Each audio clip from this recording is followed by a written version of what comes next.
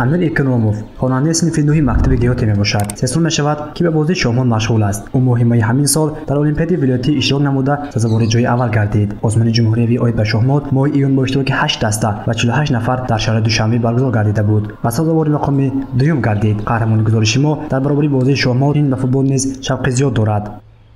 باز فوتبال و بسکتبال بازی میکنم. این یکی از بازی‌هایی که من نقش می‌دونم میباشه. استاد من سعید عزیزов سیف‌الله میباشم. با دستگیری کمیته اجرایی حزب خلق دموکراتی تاجیکستان در شهر خوجند برای تظاهر جشن گرفتن 24 سالگرد عید وحدت ملی جمهوری تاجیکستان در ایوان باغ کمال خوجندی مسابقه ورزشی عاید به شاهمات را بین سابقه‌داران، اشتراکچیان ساخت کنستیتوسیونی و خوانندگان مؤسسه‌های تعلیمی میانی عمومی، لیسه، گیمنازی‌ها برگزار گردید. و باوری کامل داریم که این مسابقه برای بلند برداشتن سویه مهارتی اشتراکچیان سهم ارزنده میگذارد و بازم برای دوستی و رفاقت اشتراکچیان با هم آمدن دوستی و رفاقت یک سهم ارزنده خود را میگذارد.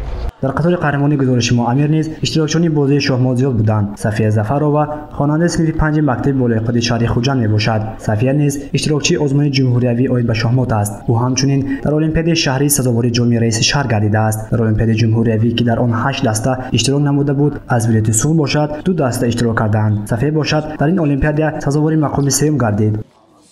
من در المپیاد شهری دوم جا گرفتم. در چمپیونات ولایتی هم دوم جا گرفتم. در جمهوری سوم جا گرفتم.